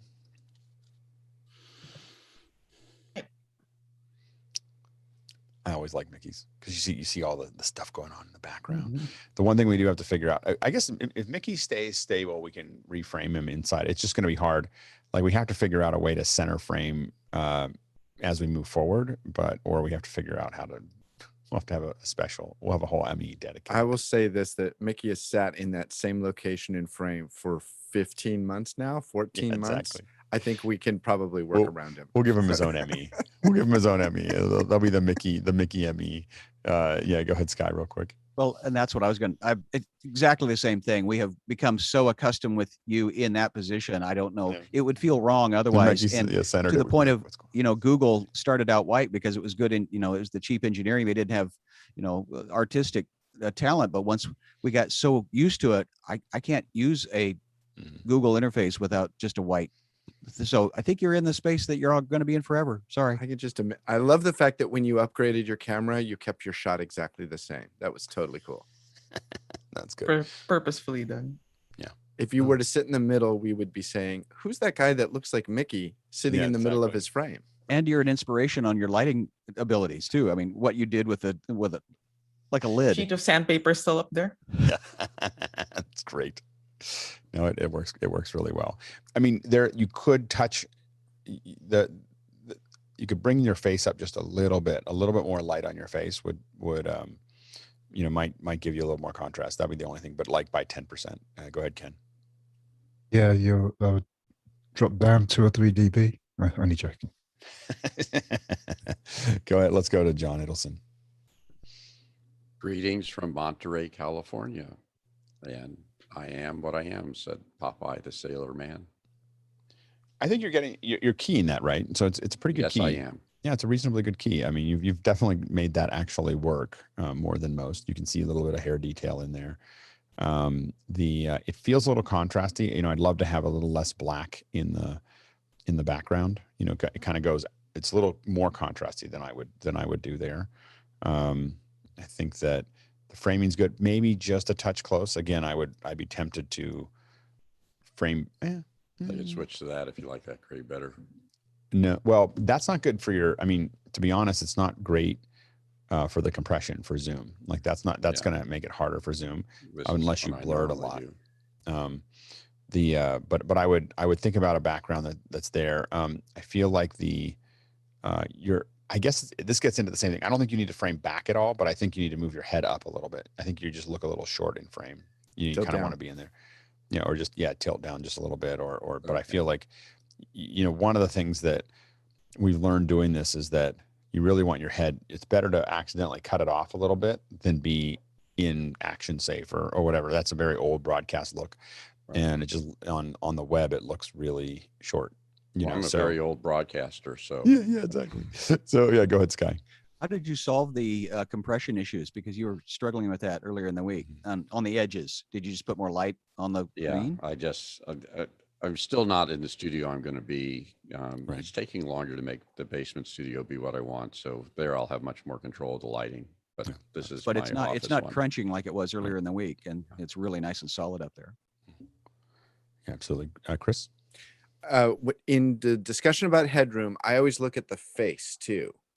Because a lot of times we over worry about somebody with like big coiffy, like Jason hair. Like I don't care about his hair. I want to look at his face. So keep that in mind too. Headroom is also face room. Where's the face? I mean, you definitely want your eyes in the upper third, as opposed to, that's the big thing, is getting the eyes in the upper third. A lot of people end up with them in the middle like this. So you want to strong way. There you go. Yeah, I think that looks better. Absolutely. Jonas Total. So I have a GH5 going into my atem Mini Extreme, and that goes out into an Elgato Camlink 4K. I think it looks good. I think that I would, I think that you are underlit compared to your background. So that bright light especially highlights the fact that you're kind of a little bit overexposed in the background and you're not keeping up with it. So I think you need more light on yourself. I might bring that light up just a little bit. And then a large source that's a little bit higher and brings your values up. And then I would probably figure out a way to bring that light. I think I want to move it over somewhere. So it's not right behind your head, going in and out of behind your head would be another thing I'd look at there. Go ahead, John, and then Sky. Best haircut. And is that a atem Extreme next to the light behind you? Yeah. Just sort of showing that off. ISO 1. Lean it up a little bit so we can all read it properly. Yeah, like just get a little thing in there, just like, yeah, I got it. That's my extra one. I got sitting back there. It's not a big deal. The open bare lamp and that really says it all next to the cactus. Yeah, that's good. Usually I wouldn't put yellow behind me. I mean, that would be not probably my first choice as far as colors, just because it means your skin has to compete with it. Go ahead, Sky, real quick. Just curious. Yes, love the haircut. And I am curious, do we care about wires dangling down in front? Are we doing the thing over behind? In general, no, it would be great to get an earpiece or something that, as we move forward, is to get that or just even run it over the back. Yeah, just throwing your shoulder in front of it, just swinging that behind you, it would be great. And then rolling it up over your, absolutely, to clean that up a little bit would be great. Go ahead, Aaron, and then Todd, and then Mickey, pretty quick. I feel like the only problem with the atem is that it's flickering because your shutter's not the same. So. Yeah, go ahead, Todd, and then Mickey, can you change the brightness on it, and it changes the? Yeah, it'll flicker slower. Fixed that. Yeah. Yeah, one of the I think it's already been said, but that yellow light would be really cool if it were on a dimmer and just a slightly dimmed and in the very corner by the cactus, because it would provide perfect balance to whatever's over your right shoulder, which I'm totally intrigued by up on top. That's good. That's good. Go ahead, Mickey, real quick. Yeah, I always get distracted by how pristine that SM58 looks. It's just perfect. All of ours are all beat up. They all look like they got dragged along behind the truck. Yeah. Go ahead, Chris. Chris Fenwick. Oh, I was just adjusting the clock. And in case anybody's wondering, I'm not a cat. Very good. Very good. Could be a little, I think that the values are just a little low, especially when you have the clock up there. We can see what pure white looks like. So having you be a little more exposed, I think would work well. The one thing I did since the last time is my light had been totally centered, and I offset it. So instead of being like here, it's there. It's just a little bit off center. So there's a little more of this. Yeah, no, I think that works. But I think that it's you're not quite fully exposed, as far as it just feels like you don't want to go as far as mine right now, for instance. It's a little shiny, but you want to I think you just look a little bit gray, you know, that you could get a little more you could get a little more color in there. Yeah. And I think what I've been trying to do is to keep, yeah, I agree. I'm not going to disagree. Time's up. Aaron? The antennas on your evil internet are really distracting. Let's not talk about my internet. It's I'll get I'm talking super about the angry antennas super fast. Go ahead. You can move Jeff. them to the left a little bit. Jeffrey? Oh, I didn't We're know. bringing Yeah, Jeffrey. okay, so AX700 into Sony AX700 into the computer. That's the camera I'm using. With a more complex background, I would love to see it out of focus. You know, like finding a way to have those bricks would look, I think, better when they're not geometrically competing with you. So, you know, when you have something back there, if you can take it to, you know, something that you know, figure out a way to get a shorter depth of field, I think would help a lot. I feel like there's a lot going on, especially because you have a monitor that isn't doing anything. You know, it feels like a piece of just black geometry, you know, that's there. I could turn the monitor on if you want. Either the monitor on, then you're competing with it color-wise. I mean, you know, color and everything else. I'd probably do something else there, like something that looks more complete, rather than having a monitor there. If I could move it out of frame, a plant. Well, yeah, I can do Fern. that for the show. A fern. Yeah. Well, Chris There's just two of asked what the monitor's for. I do a lot of YouTube stuff and a lot of Hmm. live streams, so that's always on when I'm doing that. So just not for this. Yeah, I'm not sure what I think about that concept anymore. I've built almost every studio that I had with a monitor there to be behind people and to be in between them, and I've kind of moved. You know, that's probably a whole interesting conversation about monitors in studios, because now I just put things over top, you know, rather than putting them in a screen behind me. Go ahead, Grant. I was just going to say the 58 sounds great. You know, it just reminds me again about how great a microphone it is. You know, that and that you're not even super close to it, and it sounds really good. Yeah, absolutely. Tommy? Good morning all, or good day. My camera is GH2 and microphone, the EV into sound devices 442. I love the depth of field. You know, I love the soft bokeh that you have there. The black areas, the big black on over your left shoulder, and then a little bit of black, it looks like almost maybe a jacket or something over your right shoulder. Both of those create kind of just like a little square frame that you appear to be in. So it basically just makes the other parts of that frame disappear. So I would try to find a way to have maybe highlight, you know, either give them more lighting so they have some flavor, or move them out of the way, or put something else in there. I mean, I think that would be the thing that I would probably approach there. You also feel pretty tightly cut, you know, like, so I would try to get a looser shot where your head's a little higher in frame. So again, we want to try to have your eyes are in the middle of the frame vertically, and we'd love to get your eyes in the middle of the frame horizontally, but be higher in frame, you know, so I would cut the distance from your head to the top by at least half, if not a little bit more, you know, to give you a little more space, and again, maybe back up or pull out just a little bit, just so you get a little bit more of your shoulders. I think it feels a little claustrophobic, you know, and I've done that for a long time. It took me a little while to learn to frame a little wider. It also means that when we run lower thirds, like I was a little too close for Mac Break, and you can see me bottom of my chin getting hit by their massive graphic. So we want to think about that as we start to move towards graphics as well. Go ahead, Sky, and then Grant.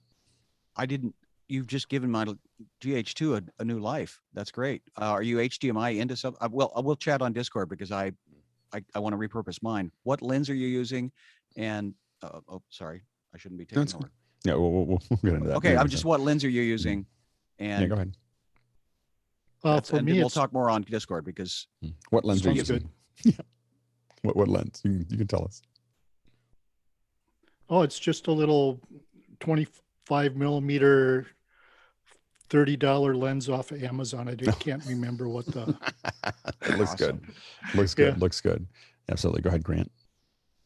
I was just interested in the resolution, because it almost looks like it's 720p being upscaled? Because you're sending 1080. I'm receiving 1080 at 30, but it just looks a little soft. There's something that's not quite.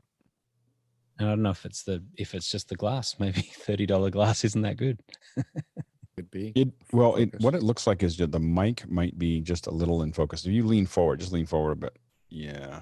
I think that part of it is that the mic is in focus and you're a little, just ever so slightly out of focus.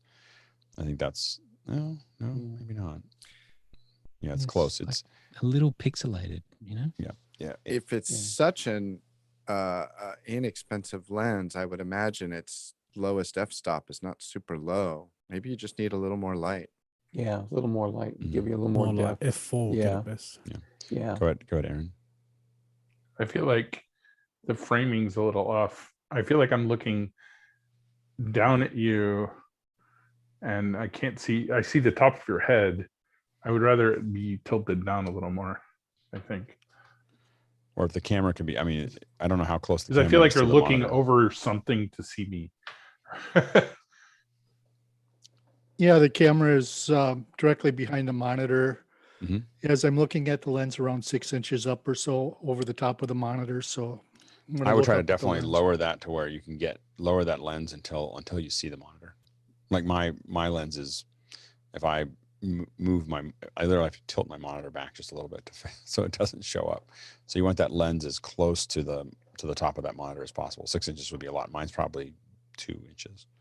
The center of my lens, like the bottom of my lens is actually behind my monitor. So it's the center of my lens is about 2 inches or maybe 1.5 inches above my monitor. And I'm literally looking through it to see how close I can get it to it. And it's still not perfect. I mean, it needs a teleprompter. Color-wise, it looks a little green. Yeah, I don't know. They take a little touch green, and then you want to get a little green out of that picture. Oh, okay. Well, right now the lighting is just the factory room fluorescence. So that's all I have. Fluorescent, There's that nothing would else make in it there. green. That's exactly what it is. And in that camera, you might want to figure out if you can pull some of that green out. So that might, that would be the next, in some of, I don't know what the adjustments available are in that camera, but you might want to try to pull back on the green a little bit. You might be able to adjust for that. Great. Well, and I think that this is, I think that these Ruthless reviews are why our system looks and sounds so good, is because we're actually, when you look, I think about it almost every day now, that I've just realized like how good people's frames are. And then you watch TV and it's so bad. Like, it's so bad, and our stuff is getting to be so good, and the goal that I have for this summer is for us to just keep, now that we've gotten the core content working, the audio is working and the video is working and the discussion is working and all those all the important things of it. Next week, you're going to start seeing graphics and things like that in possibly the first hour, but mostly the second hour, where we have 2-ups and 1-ups and stuff like that. And we'll see how it goes. Someone coming in on Thursday that'll probably bring a couple people. But the point is that you'll start to see some graphics and everything else. Those graphics, the problem is that when we take bad zoom and we put it into shiny graphics, it's like putting lipstick on a pig. And it's, and so now what we have is a great conversation with great audio, with great video. Now it's appropriate for us to add, a little bit of graphics. It's not going to be crazy. We're not going to be whiz bangy. It's just going to be nice, clean graphics that kind of let us, and especially as we go into the second hours, when we bring people in, when we don't need to have the whole panel up all the time, we're going to have kind of a nicer frame. And that is partially first streaming to YouTube and then eventually streaming to most of the platforms as a test. And so that's why I keep on coming back to these, is like, can we really tighten these screws all the way up? I think that we're on a path that by sometime in September, anyone who understands broadcast will not understand how we're doing this. Like they will, because we'll have tons of, I've been playing with Mix FX Pro. Unbelievable. like it's just so much fun to be sitting there just tapping. I finally got it synced into my atem, and I don't know if I can do it right now, but it was just, my older iPad has taken over as that thing. And then one of the reasons I put out that volunteer space is so that my goal is that we, we'll have the panelists, and then we'll have a growing number of people all over the world putting together the show, and that it feels like something. And, when we start working with liminals, Zoom ISO, and pulling everybody's signals out and throwing them into the switcher, and then having lots of options, and then tying Mukana into the atem, and, all those things are things that we're, about to start doing. So that's why we keep on coming back to this. And I appreciate all the hard work that everyone does here to be on our little morning show or night show or whatever show it is where you are in the world. It's truly what makes it special is the conversation, like in the community that we have here. But the fact that we make that conversation fluid and pleasing, and, all the other things that are, that are there, just, I don't think there's anything like this on the internet. And I don't really get into talking about that very much, but people are like, I can't believe you work so hard. I'm like, this is not this is not work. Like, this is just fun to work on. Go ahead, Hosmo. The problem with these ruthless reviews is that it turns you into a daily ruthless review of everybody else that you have meetings with. You have to be nice to them. Yeah. So, today I had a meeting with two sort of semi-retired CIOs from a bank and from a mobile company, and they both have heavy Microsoft shops. Mm-hmm. So they wanted to schedule a Teams meeting. I said, I don't do Teams meeting. I only do Zoom meetings. If you want to meet me, you do a Zoom meeting. And when they came on, I could see the one guy ceiling, and he had a bright light behind him. And I said, you look awful. Yeah. And the whole discussion was all about how they should look. And they said, what do you do? So I said, well, I'm kind of semi-retired, but this is where I've learned all the stuff. Can we please ask you to help us with some of our clients and the discussion just went on and on. And I actually have to check myself very often not to be offensive in reviewing other people's presentation. Well, and I think that one of the things that I don't review everybody else, because if I'm in a meeting and I want to be heard, I go into these meetings with other folks that are, in a conversation about something that needs to move forward, and they have all these goofy backgrounds and goofy foregrounds and bad lighting and bad audio. And I have a radio mic with a pretty good camera and good lighting and everything else. People hear you differently. Like, people just keep on not understanding that people hear you differently. Whether you want to admit it or not, how you appear and how you sound is really, really important. Go ahead, Sky. Well, since we're no pretty longer good camera, like a 12K. Thank you. That's what I was going to say, Jason. Thank you. Usually it's a 6K. It's not a 12K, but it's usually 6. It won't be literally. I had to do a motion capture shoot with this morning with Nick, and I was using this camera for the mocap, and so I'm taking it out right after this meeting, putting the 6K back, because I'm going to take this one out and shoot a bunch of test plates that we'll all get to play with. Anyway, so go ahead, Sky. Well, again, you've created a trusting environment. And since we no longer put people back to attendee, we promote them to being a producer, gives them a positive forward thing. I'm wondering if there's, rather than ruthless review, we do the we rethink that. No, I think that the reason we call it ruthless, or the reason I call it ruthless, is to give. Well, I see the permission. value in it, but the civilian, to Hasmuk's point, is who we're discussing how we want to bring them and level them up, but who wants to be here? Come walk in and be thrown, be the person standing that we're throwing knives at. It's like, that's not why we're doing it. When we do it for an actual show, we bring them into a green room where they're all by themselves, and we tweak them all. Like let's work on this, and so that's the service that can be done. I can send you a list of what you need. Go ahead, Grant. Yeah, I'm starting to change the way that I'm talking to people about their setups, and it's because of our conversations, and I'm changing it to not just talking technically, but talking about the lower brain stuff, Alex, that you've often talked about. And when in each of them, you can say, in each of the areas, you can say, we're trying to get this appearance of us being standing in front of you, and the idea that if the sound is distant, then it sounds like I'm talking to you across the other side of the room, which is just weird. If the angle's wacky, then it looks like I'm above you or below you, or something's wacky, and it's going on in our brains, but we're not necessarily acknowledging that. And when we get all of that right, I've seen it. People listen to you more, and you dominate a conversation even without meaning to. Yeah, you know, they really listen to you.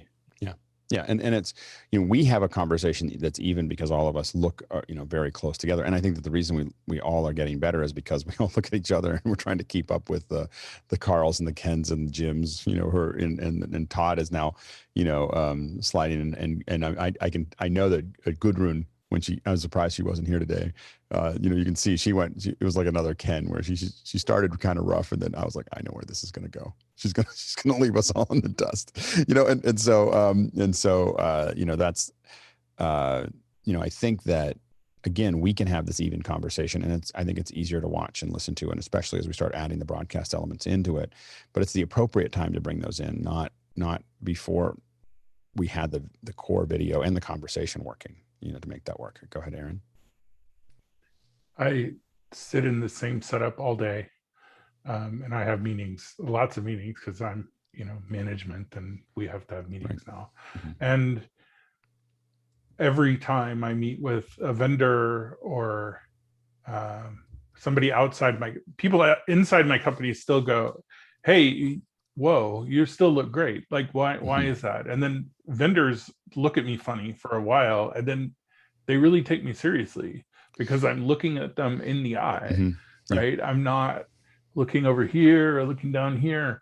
Like, all of these things matter so deeply, like Grant was saying. Like, and people don't complain about it. And you say all the time, yeah. Well, people don't complain about it. They just respond to it. It's not what they think. Yeah, they're not complaining at all. They're just and by the way, that's delighted a little bit. That's the most insidious part of the process, is that they're not consciously paying attention to the fact that that they're respecting your comments more by the quality of your camera and lighting. They don't even know it, that they're listening to you more because of that. And that's why it's so important for us to keep on. They just, and that's why I think that in some ways, you know, the press has really lost a lot of its footing over the last year, is not just because of all the craziness, but it's because they've had these horrible cameras with horrible audio, and we just can't take them seriously, you know, in these. I'm tired of looking at shots that are from a laptop that's stepped on a bunch of books with a ring light in front of it, you know. It's like you're, you know, and you feel like the Armageddon shot where he's like, you're NASA, man. You got people backing you, you know, thinking things up and people backing them up. You're like, you're broadcast, man. You got cameras and things, and this is the best you can do. You know, like that's what it feels like. Go ahead, Todd. We, my partner and I teach classes, which we've done since the beginning of COVID, called Level Up Your Virtual Presence. And being with you all and being with Ken and some of these incredible images here have increased my desire to be so. And just going back to your Ruthless Reviews conversation, we started calling them image audits, which we offer, you know, if somebody wants it. If they don't, they don't. Right. But for us, we have a lot of musicians come into our sphere. So for us, it's the performance. For you, it's the suit and tie. For us, it's the stage. This is your stage now. So and the thing is that people won't say, oh, the video is bad, so I left, or whatever. They just don't stay as long. They get interested in something else. It's not as visceral. It's not as engaging. It's not as, you know, that's the thing is they're not going to tell you. But I talk to people and they go, well, no one complains about it. Oh, we didn't get any feedback about that, or whatever. I was like, there's a lot of walls there for that to happen. So, you know, the fact that they just went, I'm interested in something else more than this. That's the difference. Now I have a hard out. So, thank you all. Great work. I know we didn't get to a couple questions that came in after the top of the hour, but Douglas, ask them tomorrow. We'll take them in. They're good questions. We got another good question asker or in our producer role. So definitely ask those. Thanks to the producers for keeping all those questions rolling in, keeping us going, and thanks to the panel for playing so hard. Like it's so cool. Anyway, really enjoy it. So a reminder, we'll talk about AWS tomorrow. If you are interested in being part of some of these teams and everything else, go ahead and fill out that form that we sent out in the email today. And we're going to kind of start figuring things out about how we're going to do all of this. All right. Talk to you soon.